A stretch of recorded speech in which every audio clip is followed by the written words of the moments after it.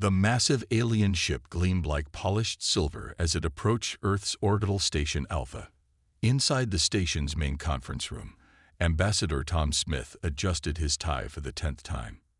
After 6 months of remote communications, the Galactic Council's delegation had finally arrived for face-to-face talks about Earth joining their interstellar community.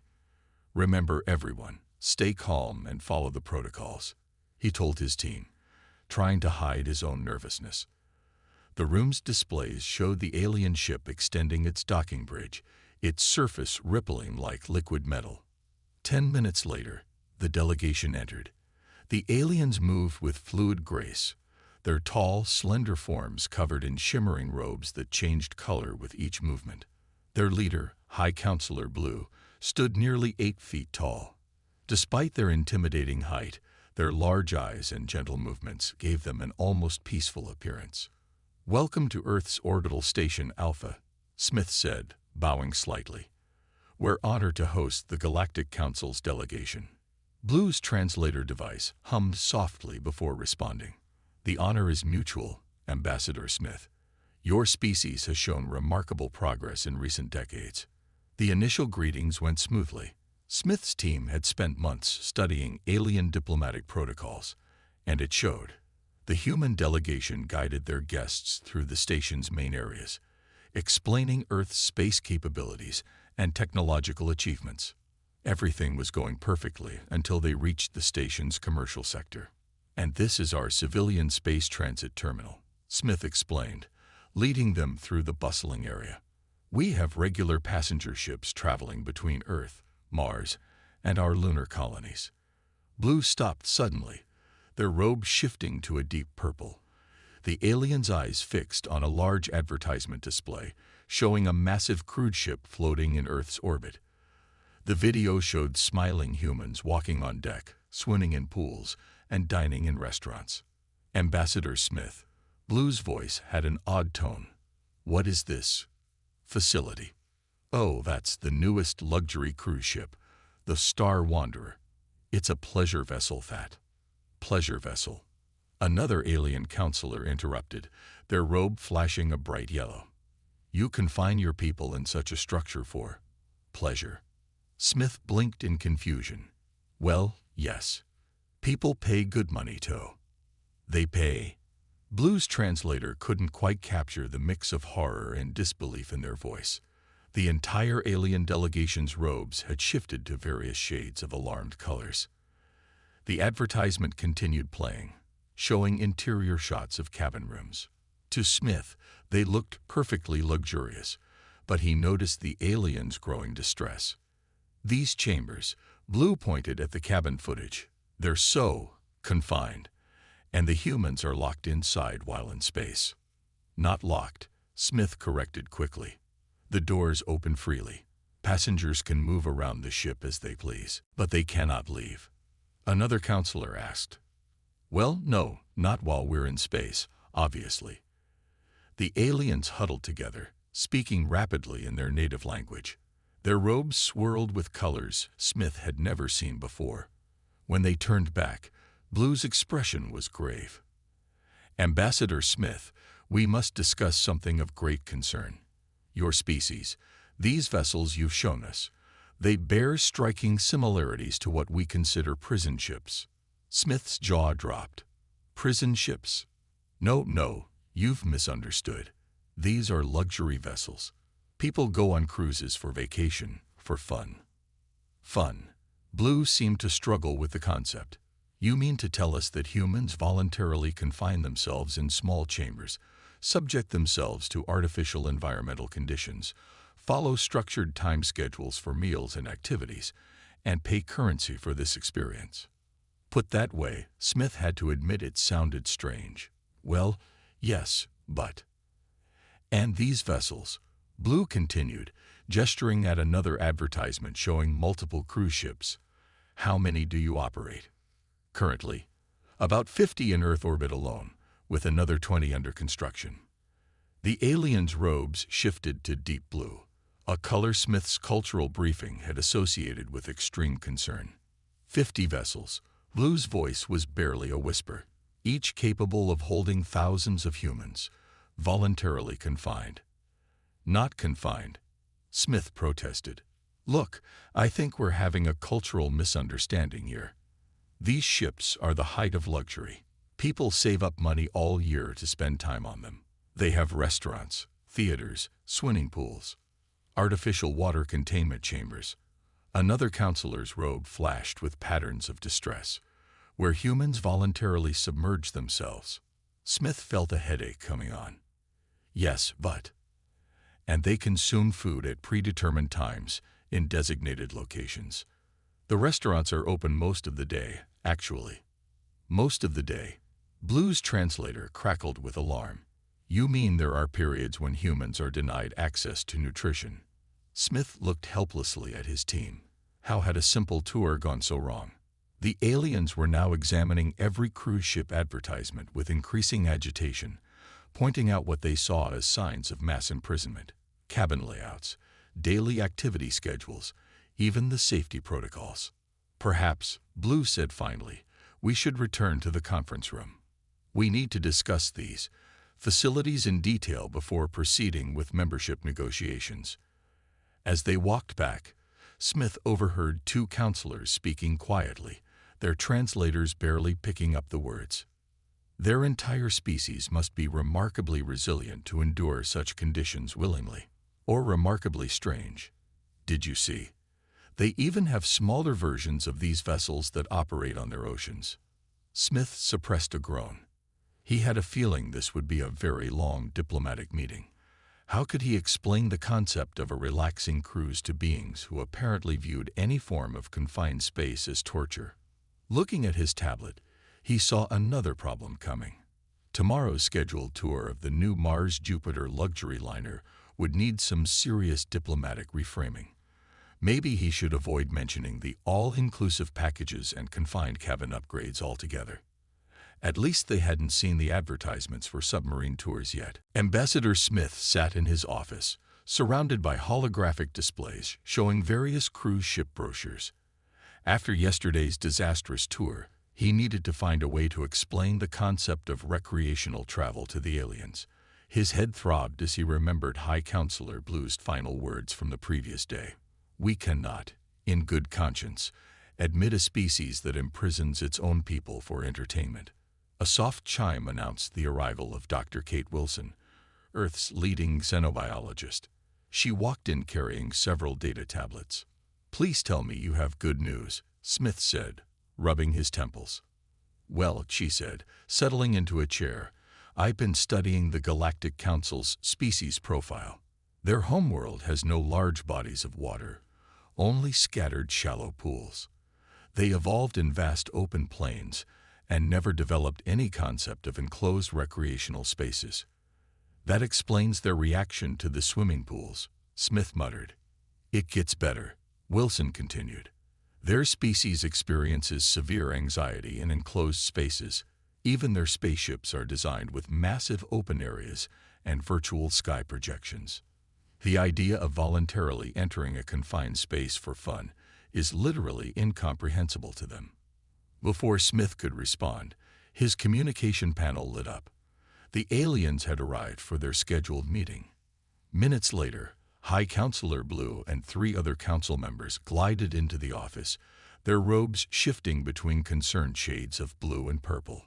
Ambassador Smith, Blue began, we have reviewed the information about your pleasure vessels. We have questions. Smith gestured toward the seats, but the aliens remained standing. Another cultural difference, they preferred to move freely during discussions. These advertisements, Blue waved a slender hand, and one of their assistants projected an image of a cruise ship's interior. They show humans in formal attire, following specific dress codes for different ship areas. This is clearly a form of enforced uniformity. Actually, Wilson stepped in. Humans enjoy dressing up for special occasions. It's part of the experience. They enjoy being told what to wear. An alien counselor's robe rippled with confusion. Not told, Smith explained. Choosing to wear elegant clothes for elegant events. Like Like how your robes change colors to match your emotions. It's a form of expression. The aliens conferred briefly in their native language, and these structured activities. Blue pointed to a cruise itinerary, designated times for entertainment, exercise, and social interaction. Those are optional, Smith said quickly. Nobody has to participate. They're suggestions, not rules. Optional imprisonment is still imprisonment, one of the counselors stated firmly. Smith fought the urge to bang his head against his desk. Instead, he pulled up a new hologram, passenger reviews of various cruises. Look at these testimonials. People describing their experiences as relaxing, rejuvenating, the best vacation ever. These aren't prisoners. They're happy customers. The aliens studied the reviews with their large eyes, their robes swirling with patterns that suggested deep thought. Perhaps, Blue said slowly, we should discuss the concept of vacation. Our data suggests it means a period of voluntary cessation of regular duties. Yes, Smith latched onto this glimpse of understanding. Humans work hard, and sometimes they need time to rest and recover. Cruise ships provide a chance to relax without worrying about daily responsibilities. By being confined in a floating metal structure. An alien counselor's robe flashed skeptical patterns. Wilson stepped in again. Think of it this way. Humans evolved in environments where finding food, shelter, and safety required constant effort. Having all our needs met in a comfortable, controlled environment can be deeply relaxing for us. Fascinating, Blue murmured, and disturbing. Your species finds comfort in conditions we would consider psychologically damaging. Different evolutionary paths, different comfort zones, Wilson explained. Just as you need open spaces, we sometimes enjoy cozy ones. Cozy. The translator struggled with the word. Comfortable because it's enclosed, Smith tried to explain. Like how some humans enjoy being wrapped in warm blankets. This led to a 10-minute tangent explaining blankets, during which the aliens' robes displayed entirely new patterns of bewilderment. Let us confirm our understanding, Blue said finally. Humans voluntarily enter these vessels, knowing they will be surrounded by walls and artificial environments, following suggested schedules and dress codes, eating at regular intervals. Yes, Smith nodded encouragingly. And they do this because it removes the stress of making constant survival decisions. That's actually a pretty good way to put it. The aliens conferred again, their robes shifting through various shades of contemplation. We have another concern, Blue announced. These cruise ships appear to be training facilities for space travel. You are conditioning your population to accept confined spaces and regulated schedules. Smith blinked. What? No, that's not. The evidence is clear, another counselor interrupted. These vessels prepare humans for long-term space missions by normalizing confined living conditions. It is a clever strategy. Wilson caught Smith's eye and gave a slight nod. Maybe letting them believe this was better than further attempts to explain tourism. We will need to discuss this development with the full council, Blue declared. A species capable of voluntarily adapting to confined spaces could be valuable to the galactic community. As the aliens filed out, Smith collapsed in his chair. Well, that went differently than expected. Wilson smiled. Look on the bright side. They'd gone from thinking we're running prison ships to thinking we're running secret training programs. That's progress, right? I suppose. Smith looked at his schedule and groaned. Tomorrow they want to discuss theme parks. How do I explain roller coasters to a species that fears enclosed spaces? One cultural misunderstanding at a time. Wilson patted his shoulder. At least they haven't discovered water parks yet. Through the window, they watched the alien ship orbiting above, its vast, open decks a stark contrast to the cruise ships below. Smith made a mental note. If Earth joined the Galactic Council, someone would make a fortune designing cruise ships with both human and alien comfort zones in mind. He just hoped the aliens never found out about camping. This is either going to be a huge success or a diplomatic disaster, Ambassador Smith muttered as he watched the alien delegation approach the boarding area of the Paradise of the Seas. Earth's largest cruise ship floated majestically in low orbit, its 18 decks gleaming in the sunlight. High Counselor Blue and 5 other alien representatives moved cautiously along the transparent boarding tube, their robes swirling with colors that suggested a mix of anxiety and curiosity. Dr. Wilson walked beside them, offering reassurance about the ship's safety features. Captain Laura Reed waited at the ship's entrance, her crisp white uniform drawing concerned glances from the aliens. "Welcome aboard the Paradise of the Seas," she said with a warm smile. "We've prepared a complete tour of our facilities. Your containment uniform is very authoritative," Blue observed, robe flickering with worry. "It's a tradition dating back centuries," Smith explained quickly. "Ship captains wear white as a symbol of cleanliness and safety." "Ah, a hygiene protocol. This we understand." The aliens' robes settled into slightly calmer patterns. The tour began in the ship's grand atrium, a space deliberately chosen for its high ceilings and open design. Even so, Blue's delegation huddled close together, their robes rippling with nervous energy. "This is our main gathering space," Captain Reed explained. "Passengers come here to..." She was interrupted by a group of laughing children running past, chasing floating bubble toys. The aliens watched in astonishment as the kids weaved between adults, clearly having the time of their lives. "Those small humans," one counselor said, "they appear to be enjoying their confinement." "Kids usually love cruise ships," Wilson explained. "There are lots of activities designed just for them. You can find your young in specialized activity areas." Blue's translator crackled with concern. Before Smith could correct this misunderstanding, they reached the first pool area. Hundreds of passengers were swimming, lounging on deck chairs, or enjoying drinks at the pool bar. Music played softly in the background while waiters carried colorful beverages on trays. The aliens' robes shifted to a previously unseen shade of confusion. They submerged themselves in artificial water while others watch. Blue asked incredulously, "It's called swimming." "It's fun and good exercise," Wilson explained. "And the others are sunbathing, absorbing vitamin D from the artificial sun lamps. Voluntary exposure to radiation." Another counselor's robe flashed alarmed patterns. Smith decided it was time to move on. They headed to the dining areas, where the breakfast buffet was in full swing. Humans lined up with plates, selecting from dozens of different dishes. "What is this behavior?" Blue asked, watching the buffet line.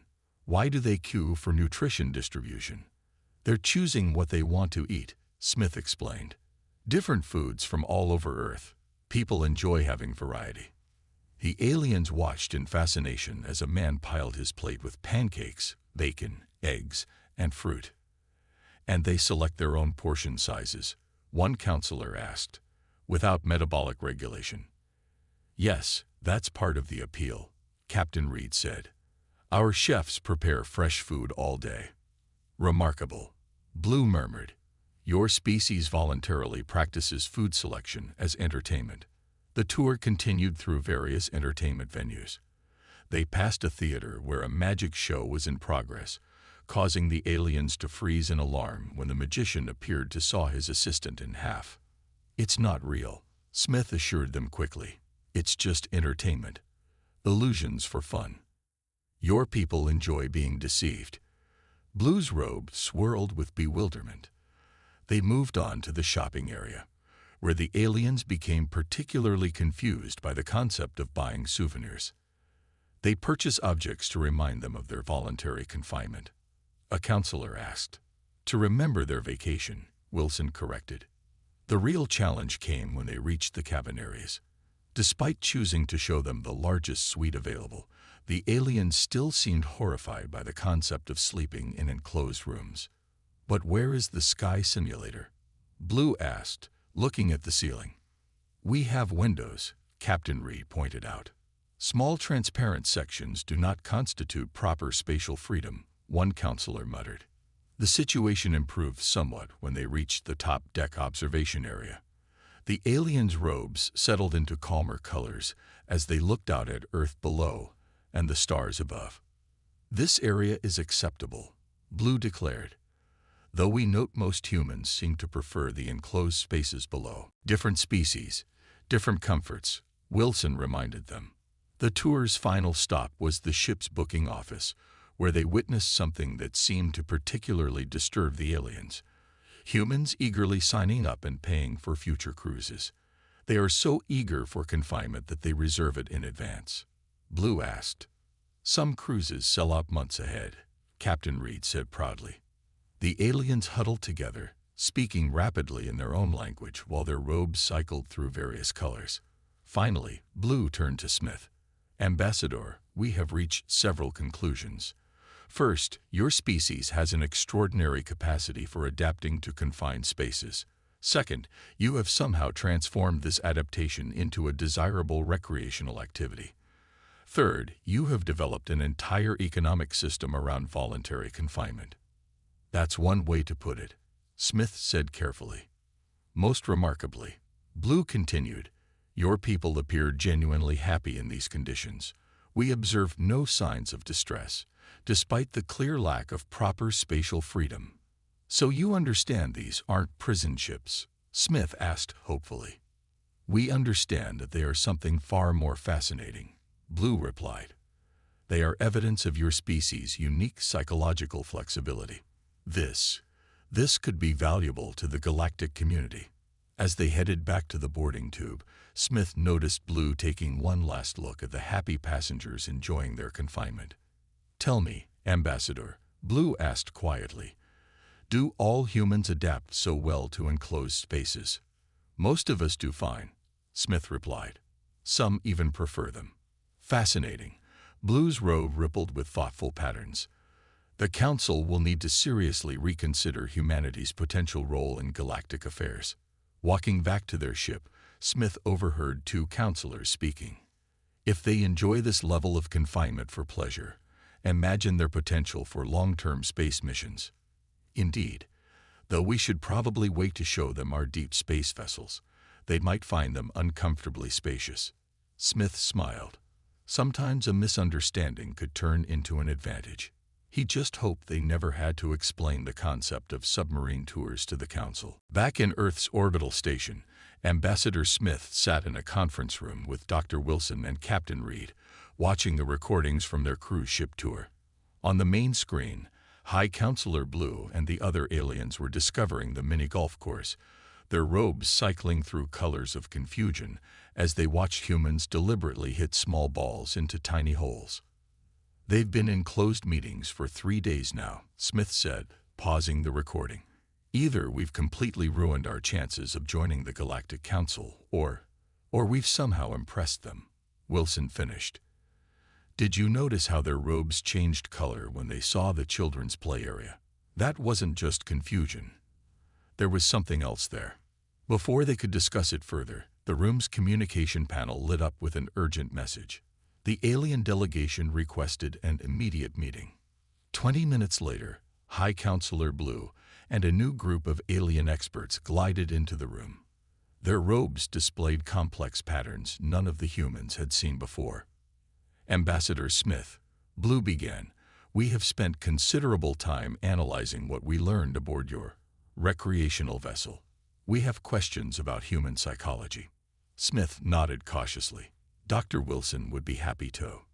Your species deliberately seeks out confined spaces for relaxation," one of the new aliens interrupted. Its robe identified it as a xenopsychologist. "This trait appears throughout your culture. You build small rooms for sleeping, enclosed vehicles for transportation, and now these massive ships for entertainment."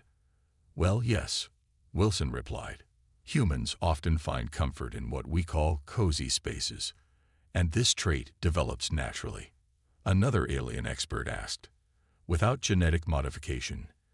"Completely natural," Wilson confirmed. Though some humans prefer open spaces, most of us are comfortable in enclosed environments from childhood. The aliens conferred briefly, their robes swirling with excited patterns. "Show them," Blue instructed. One of the aliens activated a holographic display. It showed a massive spacecraft, unlike anything the humans had seen before. Its interior was a vast, open space with barely any walls or divisions. "This is a standard Galactic Council deep space vessel," Blue explained, "designed for long-term exploration missions. No species we have encountered can crew these ships effectively for more than a few months. The psychological strain of enclosed spaces, even ones as open as this, becomes unbearable." Smith looked at the ship's specifications, scrolling past. "Those are very large ships." "Necessarily so," the xenopsychologist said. "Our peoples require vast spaces for psychological health. But this creates problems. Large ships are harder to power, harder to shield, harder to land on planets. We have been seeking solutions for centuries." And then, Blue's robe rippled with what seemed like amusement. "We discovered a species that not only tolerates confined spaces, but creates them for entertainment." Wilson sat up straighter. "You're saying our ability to handle small spaces could be valuable?" "Valuable." The xenopsychologist's robe flickered with enthusiasm. "It could revolutionize deep space exploration. Your cruise ship crews live in smaller quarters than our emergency escape pods." Captain Reed smiled. "Those are actually our luxury cabins. You should see the crew quarters on cargo ships." The aliens' robes all shifted to a new color, something between shock and admiration. "There's more," Blue continued. "We observed how your people handle regulated schedules, restricted movement areas, and limited social groups. These are all crucial skills for long-term space missions. Skills we thought had to be developed through extensive training." Another alien added. "Yet your species treats them as entertainment." Smith began to understand. "So our cruise ships are inadvertently perfect training grounds for deep space psychology," Blue finished. "Your entire species has been conditioning itself for space travel through entertainment." The aliens displayed more holograms, designs for new ships that combine their advanced technology with human-sized living quarters. The efficiency gains were staggering. "A ship this size," Blue explained, pointing to one design, "with human-scaled crew areas, could operate with 1/3 the power requirements of our current vessels. It could reach other galaxies in a single generation." "And you think humans would be interested in crewing these ships?" Smith asked. The xenopsychologist's robe rippled with what might have been laughter. "Ambassador, we watched humans pay currency to live in smaller spaces than these. We believe finding volunteers will not be difficult." "There is, however, one concern," Blue said. "We noticed many of your people engaged in an unusual behavior during the cruise ship tour. They stood at windows or on open decks, looking at the stars with what our emotion sensors detected as longing." Wilson smiled. "Humans have always dreamed of exploring space. We're comfortable in small spaces, but we use them as a way to reach big ones." The aliens conferred again, their robes displaying complex patterns of excitement and consideration. "Ambassador Smith," Blue announced finally, "the Council has a proposal. We believe humanity's unique psychological adaptations make you ideal partners for our deep space exploration program. Would your people be interested in helping us reach the stars?" Smith looked at Wilson and Reed, who were both grinning. "I think we might know a few million humans who would jump at the chance." "Excellent." Blue's robe shifted to a bright, pleased color. "Though we should discuss one other matter. Our sensors detected multiple humans on your cruise ship engaging in something called karaoke. Is this some form of ritual combat?" "Actually," Smith said, trying not to laugh, "that's another form of entertainment, though some might call it combat." As the meeting continued, Smith couldn't help but smile at the irony. What had started as a cultural misunderstanding about prison ships had led to humanity's unique ticket to the stars. though he did wonder how the aliens would react when they discovered that humans also voluntarily confined themselves in spacesuits just to float in open space for fun. Some cultural differences, he decided, could wait for another day. 1 month after the crude ship tour, Ambassador Smith stood in front of the full Galactic Council. The massive chamber, designed to accommodate various alien species, stretched so high its ceiling disappeared into darkness. Around him, hundreds of delegates from different worlds sat in rising tiers, their robes creating a swirling ocean of colors. High Counselor Blue stood at the central podium, addressing the assembly. Honored representatives, we are here to vote on 2 unprecedented proposals. First, the admission of humanity to the Galactic Council. Second, the creation of a new joint space exploration initiative, with humans as primary crew members. A low murmur filled the chamber as various species discussed among themselves. Their translators created a soft buzz of overlapping languages. Before we vote, Blue continued, Ambassador Smith has prepared a presentation about humanity's unique qualifications. Smith stepped forward, trying to hide his nervousness. The next few minutes could determine humanity's future among the stars. Behind him, a holographic display activated, showing the paradise of the Seas cruise ship. Distinguished council members, he began, this is not, as some of you first assumed, a prison ship. This is how humans choose to spend their vacations. The chamber erupted in shocked whispers. Smith had expected this reaction. Dr. Wilson had helped him prepare for it. Yes, we voluntarily live in enclosed spaces. Yes, we find comfort in regulated environments. And yes, we pay for the privilege. He paused as the translators caught up. But more importantly, we use these experiences to dream of something bigger. The display changed to show humans throughout history. Ancient sailors in tiny cabins crossing vast oceans, submariners exploring the deep in cramped vessels, astronauts in confined capsules reaching for the moon. My species has always used small spaces to reach big ones, Smith continued. We're comfortable in confined areas not because we love confinement, but because we love exploration more. The display shifted to the new ship designs, the hybrid vessels that combined alien technology with human-scaled living quarters. Your deep space ships are magnificent, Smith said, but they're too large to be efficient. Our ability to live comfortably in smaller spaces could revolutionize space exploration. We don't see it as a hardship. We've been practicing for this our entire history. A delegate from a gaseous species spoke up, its translator crackling. But what about the psychological strain? Even short-term space missions affect most species severely. Smith smiled and brought up footage from the cruise ship's final day. These passengers had just spent 2 weeks in space, in quarters much smaller than your proposed ships. Look at them.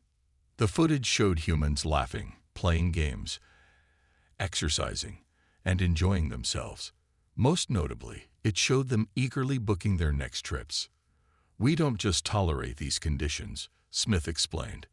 We seek them out. We enjoy them. And most importantly, we use them to fuel our dreams of exploring further. Another delegate, a crystalline being, chimed in.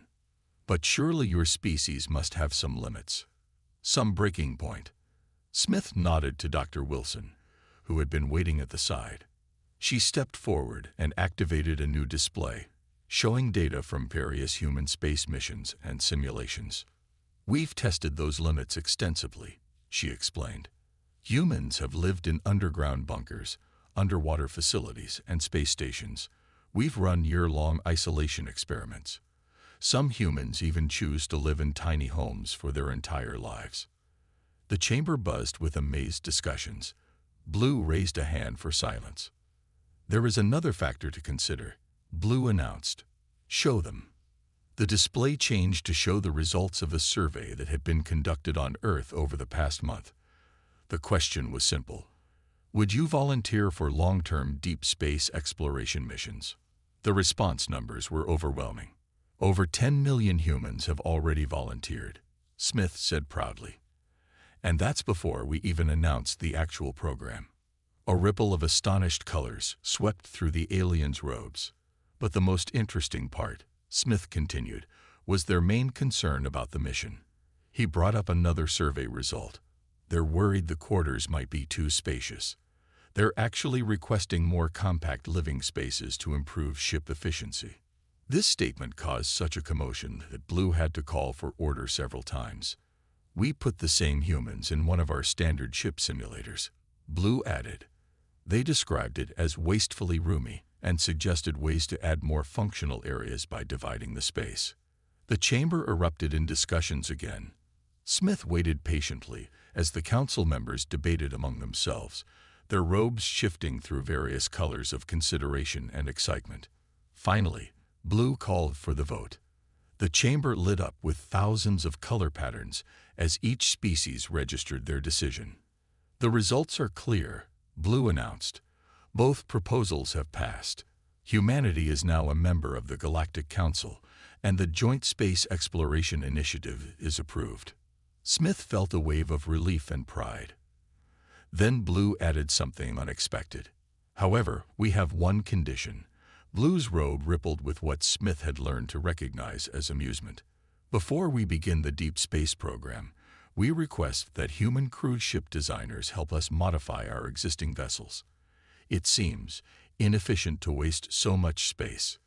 After the ceremony, Smith sat in his office, looking at the official membership documents. Dr. Wilson and Captain Reed joined him, bringing a bottle of champagne. "Should we tell them about submarines yet?" Reed asked, grinning. "Let's wait," Smith replied. "Though I did book myself on one of their luxury cruise ships next month. Their shortest trip is 3 years, but they promised me the smallest cabin they could find." "How did they react to that request?" Wilson asked. "They thought I was joking.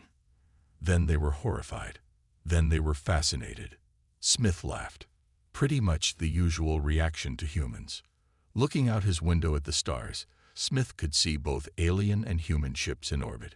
Soon, they would venture out together, each species contributing their unique strengths.